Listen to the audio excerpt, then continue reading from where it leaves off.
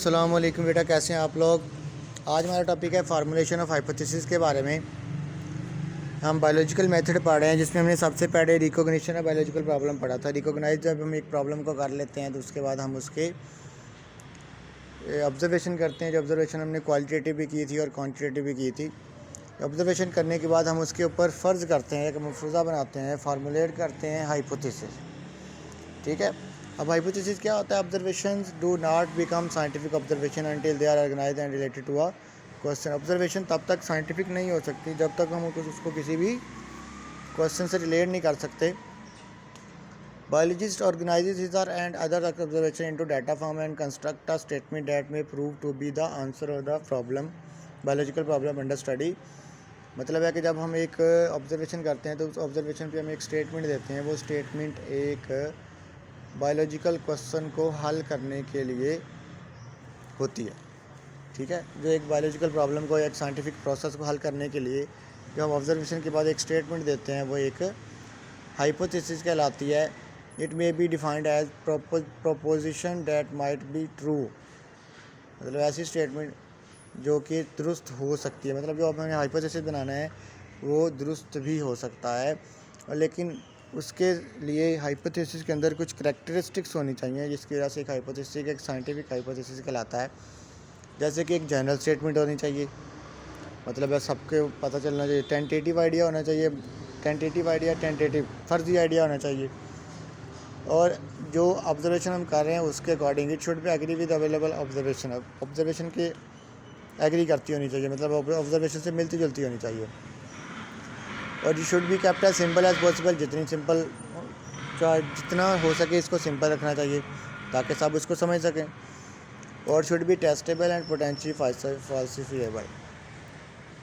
Testable होनी चाहिए और उसको हम गलत भी साबित कर सकते हैं। In other word there should be a way to show the hypothesis is false, a way to disprove the hypothesis.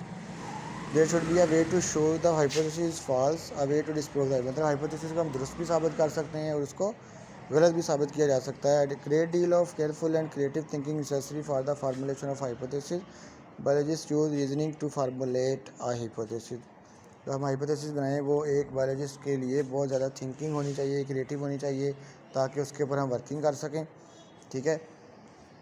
उसके बाद जब हाइपोथेसिस फर्ज कर लिया जाता है तो उस मफरूज़े के ऊपर एक डिडक्शन लिखी जाती है। डिडक्शन क्या आती है? In this the next step biologist draw deduction from hypothesis. Deduction are the logical consequences of hypothesis. For this purpose hypothesis taken as true and expected result are drawn from it. जो hypothesis बनाया जाता है उसको दुरुस्त statement में लिखना और उसके ऊपर एक लॉजिकल कॉन्सिक्वेंसेस देना, लॉजिकल क्वेश्चन देना डिडक्शन कहलाता है। डिडक्शन जो होती है हमारी इफ़ और देन के लॉजिक पे होती है कि अगर ऐसा होगा। अगर मिसाल के तौर पे मैं आपको एक एग्जांपल देता हूँ कि हमने एक ऑब्जर्वेशन की, बायोलॉजिकल प्रॉब्लम फाइंड किया कि बुखार क्यों होता है। ठीक है जी। बुखार, एक बंदे को बुखार हो जाता था, क्यों हो जाता है? ठीक है जी। उसके ऊपर हमने ऑब्जर्वेशन की जी, एक को भी हो गया, 2, 4, 5, 7 लोगों को देखा कि बुखार हो गया, कुछ को नहीं भी हुआ है। उसके ऊपर हमने हाइपोथेसिस फाइंड किया कि हाइपोथेसिस हमने फार्मूलेट ये किया कि ख़राब खुराक खाने से बुखार हो जाता है, या गर्मी सर्दी की वजह से बुखार हो सकता है, या किसी भी किसी भी इन्फेक्शन की वजह से बुखार हो सकता है। ठीक है। तो ये हमने हाइपोथेसिस बना दिया कि ख़राब खुराक खाने से फॉर एग्जांपल बुखार हो सकता है। ठीक है जी। तो अब इसके ऊपर डिडक्शन देंगे। अगर ख़राब खुराक खाने से बुखार होता है तो ख़राब खुराक में तब जो है वो ख़राब खुराक के अंदर कोई इन्फेक्शन हो सकता है। ठीक है। अगर गर्मी सर्दी की वजह से बुखार होगा तो सभी को होना चाहिए। ठीक है। तब इफ़ एंड देन लॉजिक पे हम जब बात करते हैं तो वो डिडक्शन कहलाता है।